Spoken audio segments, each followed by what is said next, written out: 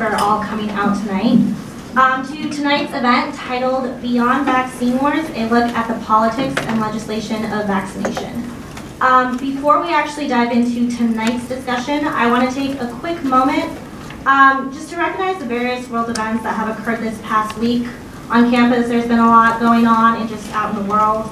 So while we're here in this theater in Rose Hills, just to keep in mind recent events at U.S. colleges across the campus in Beirut, Iraq, Paris, Baghdad, and Syria. So just a moment for that. Thank you. So the PSU is a nonpartisan, student-run organization committed to increasing the level of open dialogue on campus. The PSU believes that one cannot possess a firm belief in anything unless it is challenged. The PSU neither supports nor endorses any of the opinions presented in our events. Rather, we strive to bring a multiplicity of perspectives to campus to spark nuanced discussion. We encourage all here tonight to bring their own opinions and views into the discussion by listening to what all the speakers up here with me have to say tonight, and then to ask questions during our Q&A at the end. So for more information about the PSU and our upcoming events, you can go to our website, psu.pomona.edu. You can also like us on Facebook and follow us at Twitter at PSU_. And then also a quick plug for an event coming up this Thursday, November 19th. We will be hosting a panel discussion titled Sex Work is Work, which will look at the legalization of sex work and the role of NGOs and governments in this space. So to return to the topic we are examining tonight. In May 2015, Vermont became the first state to repeal its personal belief exemption to vaccination with the passage of H98. In California, in December 2014, at least 40 people who visited or worked at Disneyland contracted measles. On June 30th, 2015, California Governor Jerry Brown signed into law SB 277, which eliminates the personal and religious belief exemptions to vaccination. According to the National Conference for State Legislators, all 50 states have legislation requiring specified vaccines for students. However, exemptions vary from state to state. Almost all states grant religious exemptions, and 18 states grant philosophical exemptions. Tonight, we will be discussing vaccination policies such as these, looking at the intersection of public health, individual choice, and the role of our government. Tonight, we are joined by Alexander Capron, Jennifer Margulis, Hillary LeConte, and Bob Sears. Alexander Capron is a university professor, Scott H. Vice Chair in Healthcare Law, Policy, and Ethics, and Professor of Law and Medicine at the Keck School of Medicine at USC. He is also the co-director of the Pacific Center for Health Policy and Ethics. Jennifer Margulis is a former senior fellow at the Schuster Institute for Investigative Journalism. She was featured in PBS Frontlines of the Vaccine War and is the author of Your Baby, Your Way, Taking Charge of Your Pregnancy, Childbirth, and Parenting Decisions for a Happy, Healthier Family. Hillary LeConte is the president on the governing board of the Claremont Unified School District. She is also the associate director of the Public Policy Analysis Program here at Pomona College. Bob Sears is a pediatrician nearby in Orange County. He is also the founder of the nonprofit organization Immunity Education Group. Please join me in a round of applause for all of our speakers.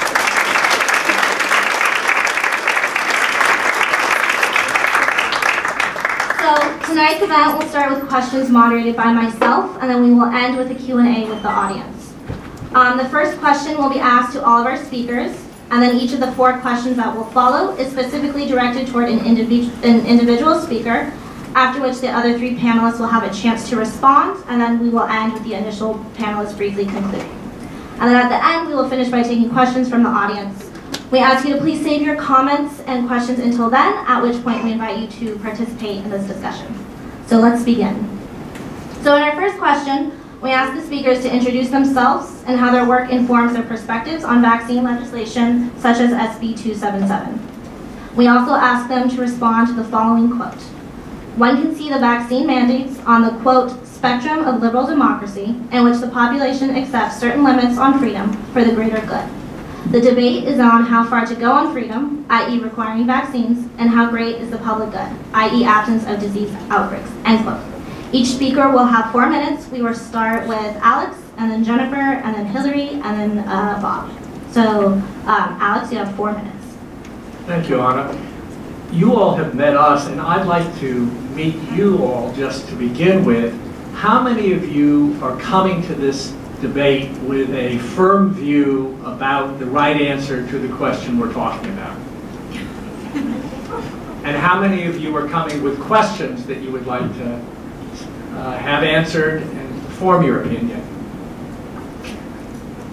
Okay. I guess we'll speak to both groups. Although I don't have a great deal of hope of changing the views that people have.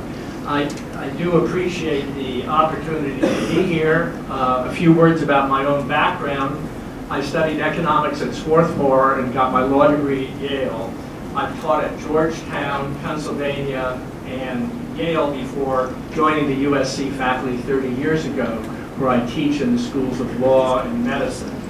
I directed a presidential bioethics commission in the 1970s and 80s, and spent 4 years recently as the director of ethics, trade, human rights, and health law at the World Health Organization, which is the UN's specialized agency for health. And most recently, I spent the fall of 2013 as a national Network for Public Health Law scholar in residence in the Communicable Diseases Division of the Los Angeles County Department of Public Health. So that's what I bring to this discussion.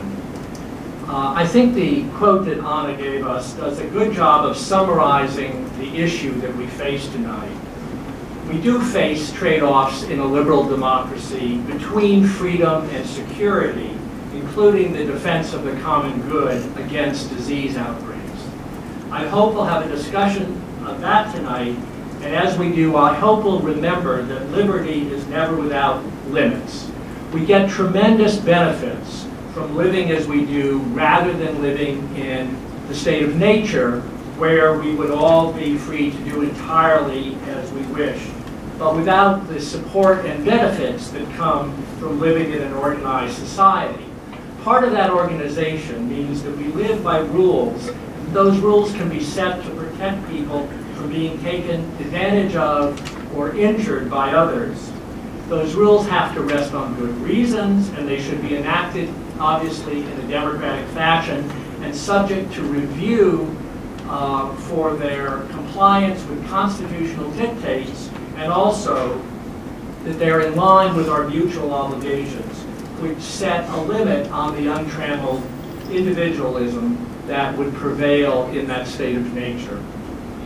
There's really another reality at work here beyond the high issues of principles that are clashing, and that is the fear of vaccines. And that fear goes back to the 18th century in England, when the first vaccine was developed to protect against smallpox.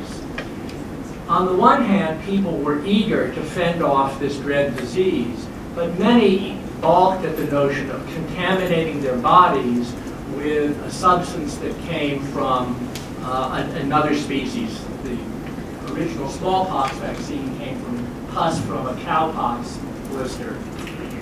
The anti-vaccination movement arose at that time. It didn't persuade the public, and eventually vaccination against smallpox became a public health norm around the world. And indeed, in 1980, it became the first disease to be declared by WHO to have been eradicated. Despite the spectacular success of vaccination, truly one of the great miracles of the 20th century in extending our lifespan, concerns do remain, and I understand those concerns. As a parent, I too have had concerns about things to which my sons were being exposed as they grew up, the contaminants in the environment, and even in the food and water that they consumed. But those concerns for me do not extend to the recommended course of childhood vaccines, and especially if those concerns are based on what I think are unsubstantiated claims. Thank you. Thank you. Jennifer? Hi. My name is Dr. Jennifer Margolis, and I'm an award-winning science journalist and an investigative reporter. I've been researching and writing about vaccines for about 15 years, and I'm currently writing my 7th nonfiction book about childhood health, which I'm co-authoring with a Dartmouth-trained medical doctor based in Portland, Oregon. It's called The Vaccine Friendly Plan. I may also be the most vaccinated person sitting in this room. I lived and worked on a child survival campaign in West Africa in the 1990s, and I went back to West Africa, to Niger, which is one of the poorest countries in the world, in 2006 on a Fulbright grant. So I've been vaccinated against infectious diseases that some of you may never have even heard of. And I agree with Alex that I think that it's important for the greater good to do everything we can to support the immune system and to avoid the spread of infectious diseases. And I think that everybody, I know this is a very polarizing debate, but I think that everybody on both sides of the debate wants the same thing, which is healthy children and a healthy country. At the same time, I have to put all my cards on the table and tell you I'm completely opposed to SB 277. I think that Governor Jerry Brown made a huge mistake when he signed the bill into law. And I think that mandating a medical procedure and forcing parents to accept one-size-fits-all medical intervention goes against the fundamental value our country was founded on, which is freedom. It's an assault on medical freedom, and it's an assault on freedom of religion. So you've all read the mainstream media, and you all have heard that parents who don't vaccinate are selfish and uncaring. That's what we hear from the mainstream press. It's not true. Don't believe it. What the studies tell us, if you look at the science, and what the medical professionals tell us, and we have one here, so he can correct me if I'm incorrect, is that parents who are choosing to forego vaccines are among the most educated, the best informed, and the most concerned about public health. Why would anybody skip a vaccine? Not because there's anything wrong with vaccines per se, but because there are some legitimate, scientifically grounded questions being raised about the current American vaccine schedule. And I just want to remind you that the schedule in the United States is not the schedule used in most of Europe, and that we have among the highest infant mortality rate in the world, which I'm not saying is connected to vaccines, but I think it's very important to look at countries where people are doing things differently and compare their schedule to our schedule. So here is the Norwegians have the healthiest children in the world. Here is the Norwegian vaccine schedule. Americans, which always go down in terms of industrialized nations, this is the American vaccine schedule. I don't know if all of you can see that. One of the problems is that the CDC is recommending a vaccine for a sexually transmitted disease, hepatitis B, to be given within hours of birth. The reason for this is that moms who are hepatitis B positive can pass hepatitis B to their newborn.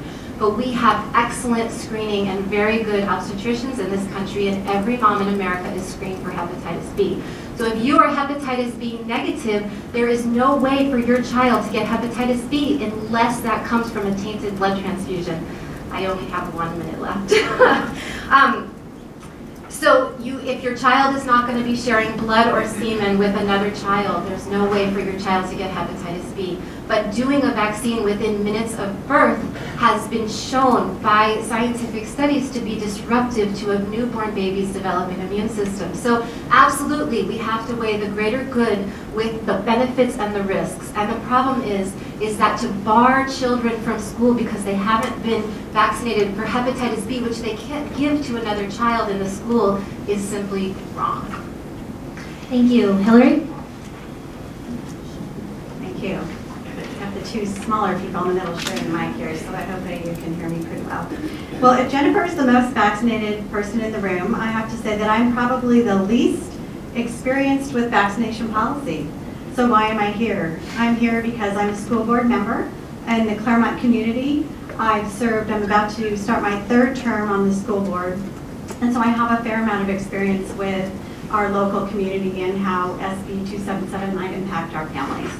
I'm a longtime community member. I grew up in Claremont, attended public schools, and I was a classroom teacher for 6 years, so I bring some of that perspective with me. I was an adjunct associate professor at Claremont Graduate University in teacher education. I'm a parent of 2 children. And so if you're a parent, the most important people in your life are likely your children. And the people who you want to take the most care of are your children. And so no matter where you sit on the issue, I think that we could probably, if you're a parent, all agree that you would do almost anything for your child to keep them healthy and safe. Right. That we all would, no matter where you sit on that spectrum, right? We would all do a lot for our children. The work of the board and the work that I do on the school board is policy focused rather than implementation. And I'll talk about that a little bit when I get to my own question. The responsibility of implementation in the school district is the responsibility of the superintendent and the staff in the school district. Claremont Unified School District, like every public school district, is a state entity, and therefore we are responsible for following the rules and regulations of the state of California, Ed Code, Public Health Code, all sorts of code. We're a highly regulated public entity.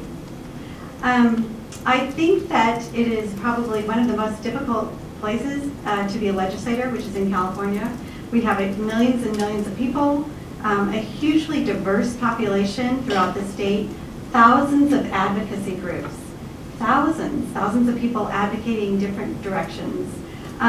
It takes years, I think, in any politically held office, especially at a higher state level, to develop any level of competency. Most of our legislators don't necessarily come to their positions through specific channels of competencies. There are people who come from school boards or city councils or do other kinds of governance. So they rely heavily on staff, on expert testimony, on kind of looking at past practice.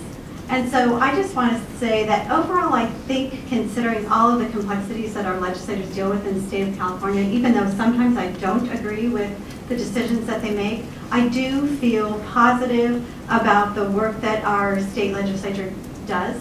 I think that generally, although, as I said, as a school board member, I don't always agree with the decisions that made and that the school district is forced to carry out, I do believe that they're trying to make decisions for the good of the whole.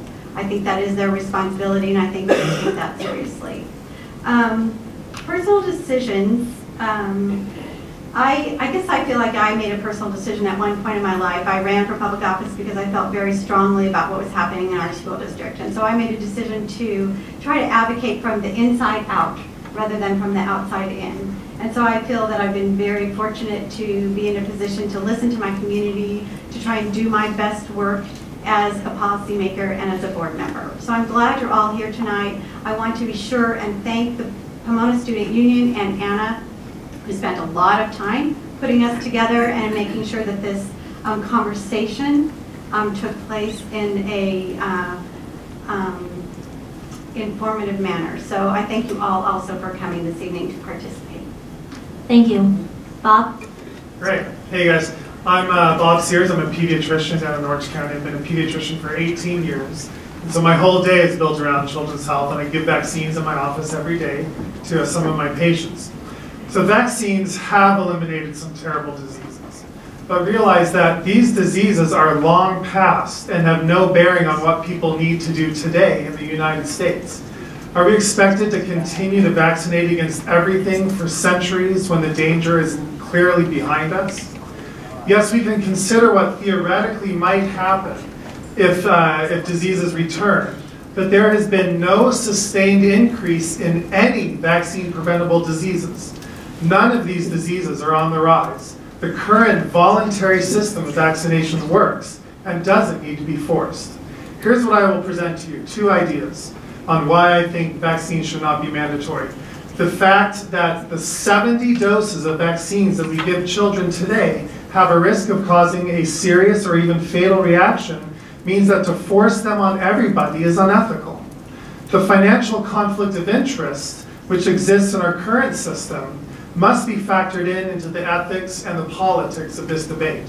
So first, the risk of vaccines. Every year, the Centers for Disease Control receives 2,000 reports of severe reactions, which result in a prolonged hospitalization, a permanent disability, or a death. 2,000 such reactions every year. The U.S. government has a compensation program for these victims and has paid out a total of $3 billion to the victims of vaccine injury. Severe, even fatal reactions are a fact.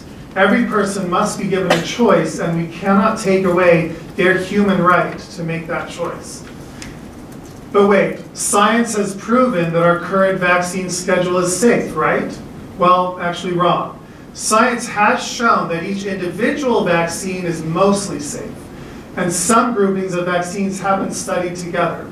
But the Institute of Medicine, which is the most respected worldwide body of medical researchers, says that while they recommend all vaccines, they also warn, and I quote, "Studies designed to examine the long-term effects of the cumulative vaccines in our current schedule have not been conducted.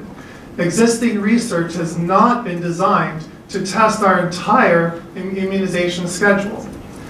So that concerns me. The second issue why I think we can't make these mandatory is the conflicts of interest. Tonight's discussion is all about the politics of mandatory vaccination. And because money is a big part of politics, we must consider the ethics of the financial conflicts among those who are trying to mandate vaccines. Now, I'm not going to bash on Big Pharma. I'm simply stating where the conflicts lie. Consider this.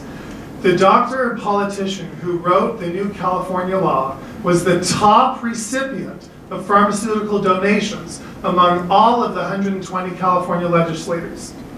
2, the CDC, which oversees all vaccine safety research, was reprimanded by the government twice for their financial ties to vaccine manufacturers. Over half of the doctors who do vaccine safety research and who decide whether or not to approve vaccines had financial ties to the manufacturers over the last 20 years. Also, the very chairman who ran the CDC approval board, who approved whether or not vaccines would be used, held over $4.5 million of stock in Merck Pharmaceuticals, the maker of over half of our vaccines. You, the voters, have a right to know that our American vaccine system is being run by such people. That should not only bother you, it should make you angry. We are entitled to the assurance that our overseers of this process are ethically and financially objective in their oversight. In what ethical world could we possibly be okay with these conflicts of interest, then take the additional step to say we should make all these vaccinations mandatory? Thank you.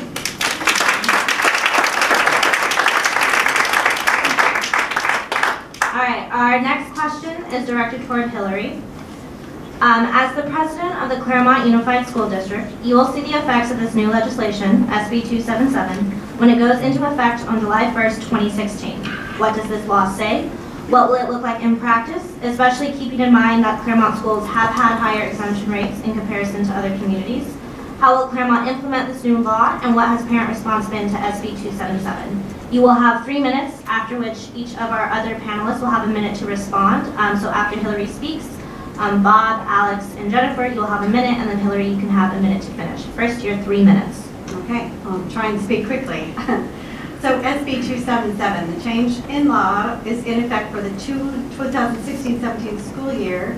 A student, and says, a student in most school settings may only be exempt from the vaccine requirement for medical reasons. So that's a change from past law. This includes public or private school or child care facilities. Students attending a home-based private school or independent study program with no classroom-based instruction will no longer be required to have immunizations for entry. And this information is from shotsforschools.org. The law takes effect January 1st, 2016, and I'm happy to, please, as I said, I'm not an expert in this area, but I'm happy to kind of talk about it. At the district level, oh, thank you. Can you hear me okay? Yeah. Okay, great, thanks. At the district level, our reference for school board policy is 5141.31, which is based on Ed Code, Health and Safety Code, California Department of Public Health. And also, our school district and most school districts follow the administrative regulations, which is 5141.31, California Department of Public Health, Health and Safety Codes. So we're, as I said before, highly regulated. We have board policy, we have state policy, board policy, and administrative regulations. Personal belief exemptions filed at school or child care facility before January 1st, 2016 will remain valid until the student enrolls in the next grade span. So that grade span idea is kind of important to keep in mind. Typically kindergarten or 7th grade. So a personally based exemption, personal belief exemption filed before 2016 at a child care facility will remain valid until the span between transitional kindergarten and 6th grade. For those of you who don't have young kids, transitional K, TK, is in most public schools have a TK program, which is for those kids who are just a little bit on the young side to enter kindergarten. So they kind of start as a TK for half a day often and then go to kindergarten the following year. So the second entry point or grade span is entry to any 7th through 12th grade remains valid through the 12th grade. So if you had a personal exemption and you're already in that span, then you don't have to change your immunization practice. Conditional admission, this is another probably important concept for this policy. Children who are behind on their vaccines may be admitted conditionally to school if they are not currently due for any doses or have a temporary medical exemption. Another impact is on homeless or foster youth. When they're transferring to a new school, they may be admitted immediately, so there's no consequence. I just want to talk briefly about Claremont Unified School District. We have a special education school in Claremont, which is for orthopedically handicapped students.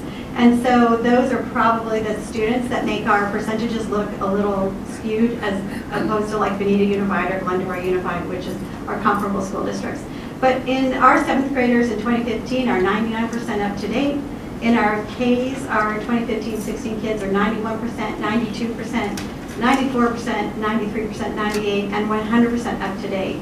So Danbury Elementary School, I'm time here, with 5 students, 5 kindergartners enrolled, 4 of them, or 80% of them, are up to date, and there's 1 medical exemption. So, and I can talk a little bit more about what our school nurse is doing in a bit. Thank you. Bob? Okay. Every child has an equal right to education in California. Our Constitution says that public education is a fundamental right, fully guaranteed and protected. No child has ever been denied access to public school based on their beliefs until now. 3 sections of the California Code of Education prohibit schools from discriminating based not just on color or national origin, but also based on creed. And creed is your set of beliefs that guides the actions of a person or a group. Some families hold that the 70 doses of vaccination is a complicated medical treatment that isn't right for their children. This is their creed. Furthermore, kids cannot be denied public school because of religion. Another education code, section 200, prohibits discrimination based on religion. Some religions, especially Christian Science, don't go to doctors or get vaccines. Instead, they rely on faith-based healing, as is their right in free America. Children cannot be denied public school because of religious beliefs or creed, and I believe that this new law violates both of those rights.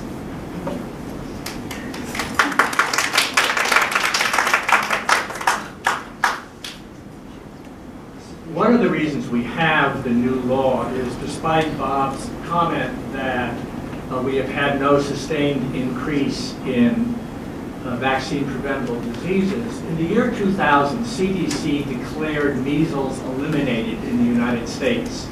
And this year, we had, as we have had in recent years, a number of outbreaks. The Disneyland-associated outbreak had 189 cases. That seems to me a rather sustained increase from 0 cases. It was 134. Comments will be at the end. Thank you. It's 189. Thank you. The American Journal of Public Health, in its November 12th issue, described how there are communities in California where the vaccination rate is below 50%. Very different than the picture that you have here, Hillary. One of the reasons we have this change in the law is that the personal belief exemption, which existed before, was exercised by people, whether or not they actually had such a belief, but when it was simply convenient for the school boards and the school registration to do it that way. And we had a modification of that in 2013 to allow, to require a doctor's interview, but that didn't make much difference. Jennifer? I've gotten emails and phone calls from dozens of parents in California who are devastated by this law and who feel that there's a witch hunt against their children and against their families. And I don't know why California would choose to become a place where children don't have access to education. I know that the intentions are good. The intentions are that we want kids to be safe and healthy. But I think that one of the things that Dr. Sears is pointing out is that it may not be in the best interest of our children's health to follow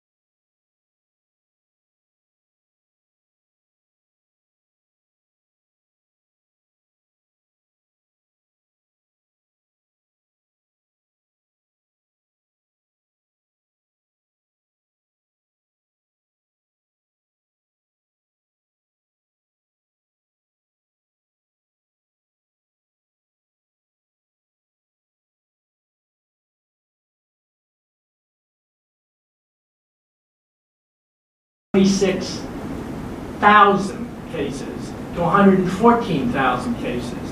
And had there been no vaccines during that period, the estimate is that there would have been 17.1 million deaths from measles. That's what you get from vaccinations.